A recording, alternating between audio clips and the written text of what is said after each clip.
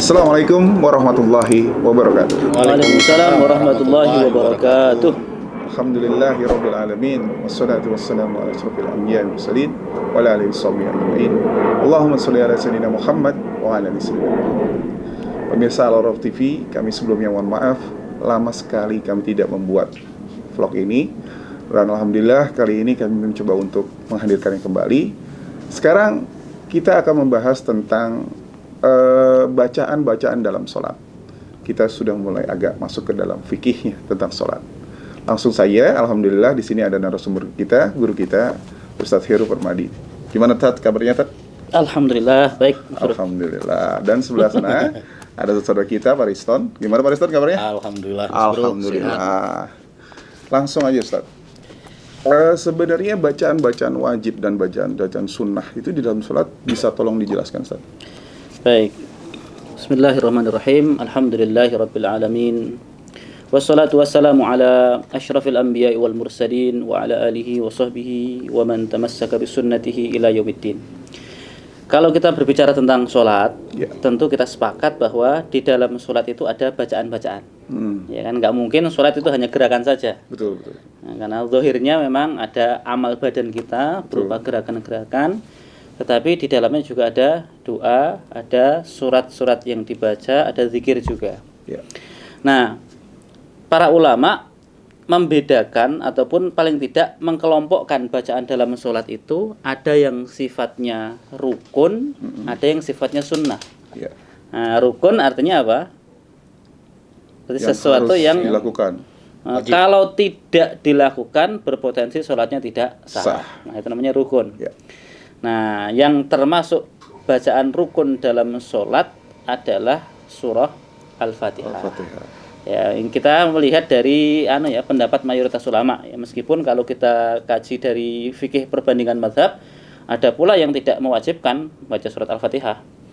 Nah, dasarnya adalah faqra'u ma tayassara minal Qur'an. Kalau sholat itu ya bacalah yang mudah bagimu dari Al-Qur'an.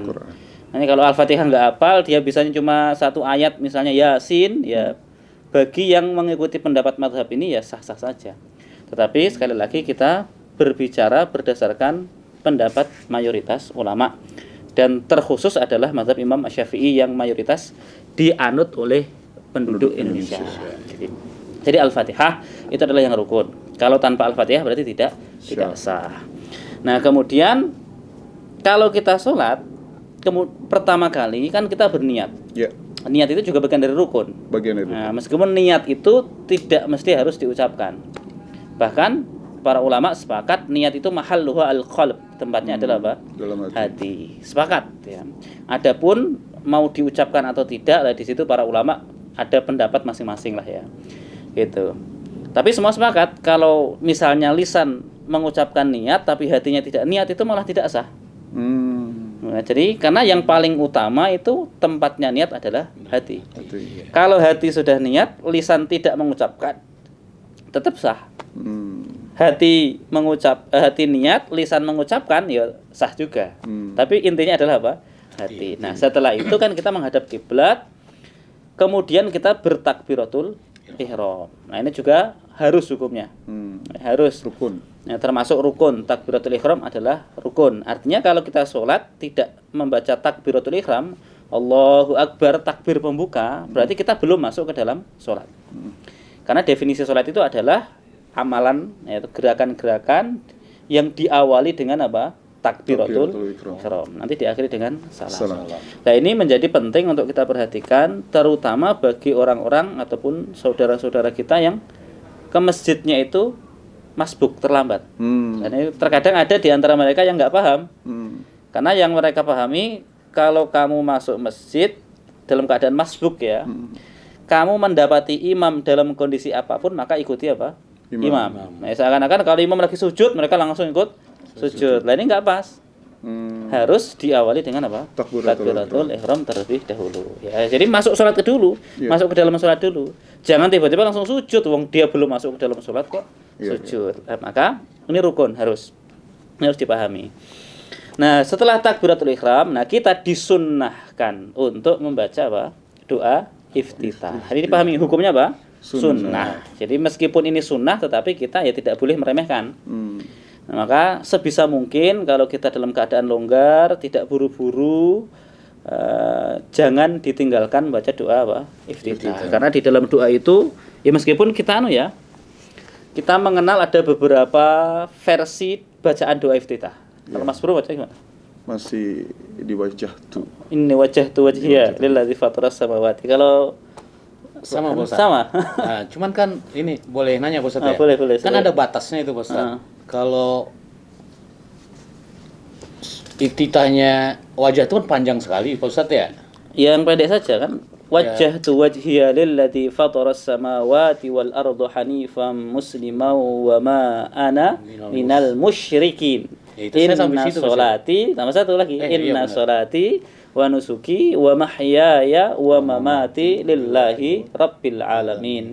La syarika lahu wa bidzalika umirtu wa ana minal muslimin. Atau awalul Itu sampai Atau situ, wa Ustaz. ana awwalul muslimin. Sampai di situ saja. Iya, saya Ya. sampai di situ.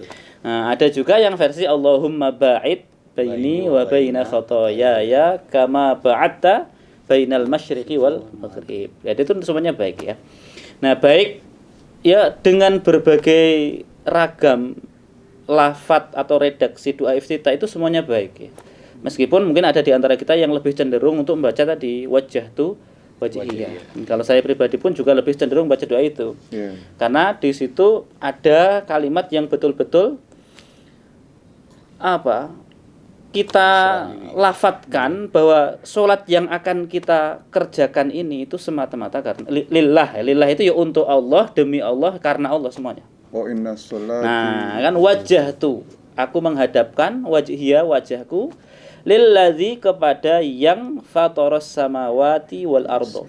Zat yang telah menciptakan langit-langit dan bumi. Terus hanifan dengan hanif. Hanif itu lurus. Meskipun secara bahasa hanif itu sebenarnya bengkong sebenarnya Pak. Belok, tapi beloknya dari jalan yang sesat. Oh. Nah, ibarat dia sudah tersesat lurus, terus ya. belok berarti kan Ya, kalau kembali sesat kan ke sana gitu ya, lurus ya. betul. Ini dibekokin gitu ya. Berarti kan kembali ke jalan yang lurus. Jadi hanifan dengan lurus, dengan benar gitu kan. Musliman dan berserah diri. Terus wa ma ana dan tidaklah aku minal musyrikin bagian dari orang-orang yang musyrik. Inna sholati sesungguhnya salatku wa nusuki dan ibadahku wa mahyaya dan hidupku wa mamati dan matiku lillahi semuanya untuk Allah karena Allah. Oh gitu. Rabbil alamin, Rabb semesta alam. Jadi kita sadar ketika kita sholat itu tujuan utama kita itu sudah tercapai. Ibadah itu adalah tujuan kita. Karena ibadah itu adalah penghambaan, pengabdian kita kepada Allah Subhanahu wa taala. Jadi ketika kita merasa tatkala kita sholat itu kita sudah sampai, berarti kita harusnya kan tidak berpikir untuk menjadikan sholat itu sebagai wasilah untuk mencapai tujuan yang lain. Artinya ketika kita sudah sholat, ya alhamdulillah sudah selesai tugas kita. Karena tugas kita di dunia itu hanya untuk apa? Ibadah. Ya, pokoknya nanti yang kenangan terbaik kita di dunia ini adalah pas di akhirat ya ibadah kita kan. Ya sholat kita, ya pokoknya amal baik yang kita kerjakan. Nah, terus Tunggu Ustaz, sebelum melanjutkan ke situ. Saya nggak bohong ya kalau untuk mencapai tingkat kekhusyuan kan sulit. Cuman di sini ada yang di iftitah itu yang inna sholati. Ini pertama dari wajah tu wajhiyah. Ternyata semua tuh bisa dibilang bohong, gimana Ustaz? kok bisa? Misalkan contohnya gini loh, saya sudah mengucapkan inna sholati wa nusuki wa mahyaya wa mamati gitu lillahi rabbil alamin. Ternyata nggak lillahi rabbil alamin. Ternyata prakteknya nggak begitu. Nggak begitu. Itu Ya gimana, nggak Ustaz? apa-apa. Ya kan semuanya butuh proses. Butuh Artinya kan kita iman kita pun juga untuk ibarat gini, ketika kita ngecas handphone itu kan nggak serta merta dicolokin langsung 100% kan. Ya 1%, 2%, 3%. Apa-apa ya. Sampai butuh waktu sekian jam baru full 100%. 100%. Nah, kita di dalam mengecas iman itu juga butuh proses seperti itu. Ya mungkin saat ini tahapan ibadah kita masih di level menjadikan ibadah sebagai sarana atau wasilah untuk mencapai tujuan kita. Meskipun ya tujuan kita adalah surga gitu lah, ataupun kenikmatan di akhirat. Ya enggak masalah, kita levelnya masih di situ, tapi insya Allah nanti lambat laun kita akan naik level, ya akan sampai pada tahap di mana kita benar-benar sadar ketika kita mengucapkan inna sholati wa nusuki wa mahyaya wa mamati lillahi rabbil alamin. Ketika kita sudah membaca itu sadar dan masuk ke dalam hati, itu harusnya aku sudah selesai ya Allah. Aku sholat itu sudah selesai sudah. Mau kasih ini kasih itu sudah bukan udah nggak penting lagi. Nah, karena yang tujuan awalnya sudah terjalan. Tujuan kita itu ya ibadah kan. Ya. Beda kan? Ada orang tujuannya ke surga. Berarti kan menjadikan ibadah untuk surga. Jadi ibadah ini hanya sebagai apa? Wasilah. Betul. Kalau kita kan enggak. Kita jadikan apapun yang Allah berikan kepada kita sebagai wasilah untuk apa? Mencapai ibadah. Kita kan dikasih badan yang sehat, dikasih harta mungkin, dikasih pakaian. Ini semuanya kita jadikan sebagai sarana agar kita bisa ibadah. Tujuan akhirnya apa? Ibadah. Soalnya saya juga ngerasa bahwa inna sholati, kalau misalkan sampai terasa seperti inna sholati wa nusuki wa mahyaya, seakan-akan saya sedang memberikan sesuatu hal yang besar dari diri saya ke Gusti Allah, kan gitu loh. Ya, betul. Maksud saya kayak gitu loh.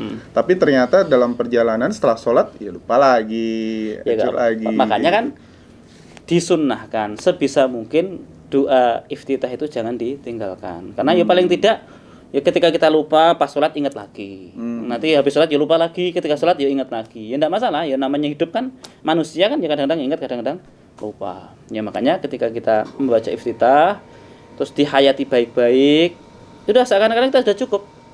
Ya kayak hasbiyallah, kayak la haula wala quwata illa billah itu ya kita dapatkan ketika kita sholat itu. Ya sudah pokoknya lillahi rabbil alamin la syarikalah, tidak ada sekutu baginya.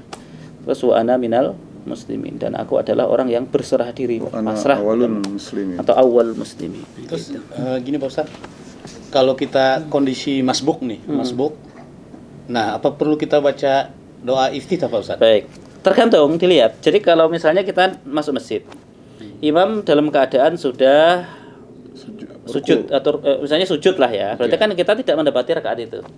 Begitu imam berdiri, imam masuk ke rakaat kedua, kita berarti rakaat berapa? Pertama. Nah, ketika kita hitungannya rakaat pertama, maka kesunahan membaca doa iftitah itu juga berlaku. Artinya dilihat, kalau misalnya imam itu bacaannya panjang, atau misalnya imam ini agak lama pas berdirinya, maka Bapak baca iftitah sebelum Fatihah. Sebelum Al-Fatihah. Kalau misalnya sholat duhur atau sholat asar tadi lah misalnya ya. Sholat asar, kita ke masjid nih, imam sudah sujud rakaat pertama. Berarti kan kita nggak dapat satu rakaat kan, kita ketinggalan satu rakaat. Tapi kita kan ikut sujud nih. Sujud kan. Ya. Tapi begitu berdiri kan, imam rakaat kedua, kita rakaat pertama. Maka kita rakaat pertama ini tetap berlaku kesunahan baca doa iftitah. Tetap maka masih dapat fasilitasnya. Tetap silahkan baca, tapi dilihat imamnya ini ketika berdiri itu lama atau tidak. Kalau Bapak sekiranya bisa memperhitungkan cukup untuk membaca iftitah dan Al-Fatihah, maka baca dua-duanya. Tapi kalau sekiranya memang agak cepat, kalau Bapak baca iftitah ketinggalan Al-Fatihah, maka ya tetap yang rukun dulu Al-Fatihah dibaca. Gitu. Kita masih ngebahas tentang iftitah dulu Ustaz. Mungkin di vlog keduanya baru kita Fatihah. Betul. Nih yang kalau untuk dalam hal ini Ustaz, ketika jamaah kan pasti ketika imam takbiratul ikram Allahu Akbar, kan kadang ada imam yang diam juga, dia membaca iftitah kan gitu kan. Kadang ada imam yang langsung kan gitu. Betul. Gimana Ustaz? Ketika dia baca ya Al-Fatihah langsung kita tetap iftitah atau gimana? Kalau kesunahannya jadi imam itu ketika habis takbiratul ihram itu ya berhenti sejenak. Artinya memberikan imamnya yang baca iftitah dan memberikan kesempatan bagi makmum untuk membaca iftitah. Jadi Allahu Akbar itu diam dulu. Ya, kasih waktu dulu ya. Ini sunnahnya ya. Walaupun ya dalam keadaan-keadaan tertentu mungkin karena imamnya buru-buru atau dalam keadaan yang darurat misalnya, lah imam meninggalkan doa-doa ataupun bacaan-bacaan yang sunnah. Jadi pas takbir Allahu Akbar langsung baca Al-Fatihah itu juga bisa. Tapi kalau dalam kondisi normal tetap diupayakan, misalnya kita jadi imam, habis takbiratul ihram ya baca iftitah dulu. Makmum juga biar ada kesempatan membaca doa iftitah. Lah kalau seandainya imam baca Al-Fatihah kan kita disunahkan mendengarkan bacaan Al-Fatihah. Betul. Mendengarkan gitu kan. Ya jadi ya kita malah nggak ada kesempatan baca iftitah gitu. Jadi kalau bisa nanti misalnya antum berdua jadi imam ya gitu. Allahu Akbar baca iftitah. Kalau pas sholat jahar ya bis takbiratul ihram udah diam dulu. Diam itu dalam artian ya antum baca iftitah, makmum juga baca iftitah. Tapi kalau kejadian begitu Pak Ustaz, Imam Al-Fatihah, ya kita iftitah nih. Ya jangan. Itu sering saya disunahkannya kalau imam membaca Al-Fatihah kita Mendengarkan. disunahkan untuk mendengar. Ya sudah, kita mendengarkan saja. Atau misalnya kita takbir, imamnya diam, kita baru baca Al-Fatihah, doa iftitah belum selesai, imam sudah Al-Fatihah. Nggak apa-apa, kita selesaikan dulu. Oh, sambil mendengarkan. Ya, selesaikan tapi itu dengan boleh. catatan tadi kita sudah membaca doa iftitah ketika imam takbiratul ihram Allahu Akbar kan. Berbarengan. Nah, tapi kita belum selesai, imam sudah selesai. Kan akhirnya imam langsung Fatihah. menjaharkan surat Al-Fatihah. Nah, kita nggak apa-apa, selesaikan dulu. Baru dilanjutkan mendengar. Tapi kalau imam Allahu Akbar langsung Al-Fatihah, ya kita dengarkan saja. Kalau Gitu. kejadiannya begini Pak Ustadz, kita masbuk, imam pas baca surat pilihan nih, itu kita harus gimana Pak Ustadz? Nah, di situ ada dua pendapat. Yang pertama, kita membaca surat Al-Fatihah saja. Al-Fatihah saja. Yang kedua, kita mendengarkan bacaan imam. Tanpa harus baca Tanpa harus Al-Fatihah. baca Al-Fatihah. Tinggal lebih cenderung, lebih mantap itu ikut pendapat yang mana. Gitu. Karena dasarnya adalah bacaan imam, bacaan makmum. Gitu. Dasarnya bacaan imam, bacaan makmum. Jadi kalau imam sudah baca Al-Fatihah, ya kita baca. Kita nggak perlu baca kalau jahar ya. Meskipun ya kalau dalam madzhab Syafi'i enggak, kita tetap baca Al-Fatihah. Gitu. Kalau berarti dengan kata lain, asumsinya bahwa bagi makmum yang tidak bisa bacaan sholat pun, maksudnya bisanya cuma Fatihah, apa yang dibaca imam pun termasuk bagian dari dia ya. Iya, betul. Makanya bagi orang yang baru belajar sholat, cara paling gampang hanya berjamaah. Ke masjid aja ikut aja. Udah, Berat dia diam aja juga. gundeli imam lah, imam kemana ikut. Nah, itu paling gampangnya. Itu versi doa iftitah. Ya, dan juga masih banyak ya versi-versi bacaan doa iftitah yang lain. Isinya baik semua ya. Allahumma ba'id baini ya baik. Ya. Kalau Allahumma ba'id baini itu memang lebih berisi permintaan kita, doa kita kepada Allah untuk diri kita sendiri. Ya, itu salah satu sebab kenapa tadi kalau saya lebih senang wajah itu karena di situ kita memuji Allah. Jadi seakan-akan itu semuanya untuk Allah. Itu Allah. Sementara kalau Allahumma ba'id baini untuk Diri sendiri. kita gitu ya. Walaupun ya semuanya boleh ya. Itu lebih kepada rasa saja. Allahumma ba'id baini, ya Allah jauhkanlah antara diriku dengan dosa-dosaku, kesalahanku, sejauh antara timur dan barat, seperti itu. Sebenarnya kadar sunnahnya tuh sunnah apa ya itu maksudnya iftitahnya? Ya sunnah biasa. Sunnah biasa. Sunnah biasa. Artinya kalaupun ditinggalkan itu tidak perlu melakukan sujud sahwi. Kalau dalam fikih madzhab Syafi'i ada sunnah yang kalau ditinggalkan itu Sujud sahwi. Kayak kunut misalnya. Nah, kunut subuh itu kan perlu sujud sahwi. Ya. Atau apa misalnya yang lain? Yang lain itu apa? Tahiyat awal. Tahiyat awal iya. Itu kan nggak, artinya kan kalau sudah terlanjur berdiri kan nggak perlu itu. duduk lagi, tapi nanti sujud sahwi. Iya. Tapi kalau doa Sahwi iftitah beda. ini nggak perlu sujud sahwi. Termasuk nggak Ini bisa sunnah yang sahwi. biasa gitu. Tapi sekali lagi bukan masalah sunnahnya, tapi bagaimana kita bisa mengecas iman kita dengan bacaan iftitah itu tadi kan. Kita ingat Kandungannya itu yang tuh penting ya. kan kandungannya itu kan. Betul, Bukan betul. masalah ini rukun, wajib atau sunnah enggak, tapi lebih kepada ketika kita membaca doa itu kita kembali ingat hakikat kita hidup itu untuk apa. Betul. Itu kan yang lebih penting kan. Apalagi kayak semacam ada penyerahan Ya, yang di wajah tuh semuanya itu adalah, begitu penyerahan banget gitu loh. Benar. Jadi arti dirinya seorang hamba yang lagi sembah kepada Gusti Allahnya terasa banget di iftitah itu gitu loh menurut Betul. saya. Gitu. Makanya tapi bacanya yang benar ya, dalam artian sebisa mungkin dipahami. Karena di antara masalah kita itu Hafalan. adalah model hafal tapi nggak paham. Nggak paham, Nah, betul, akhirnya ya nggak ngerti yang Iya, dibahas. Nah, sekarang nggak kita lagi terasa bahas gitu. Sekarang kita lagi bahas deh satu persatu nih pemirsa. Nah, vlog ini sebentar saja. Jadi kita akan buat sedikit saja biar pemirsa lebih tidak bosan. Jadi untuk kali ini mungkin Pak Warisan ada lagi nggak? Selagi masih di iftitah.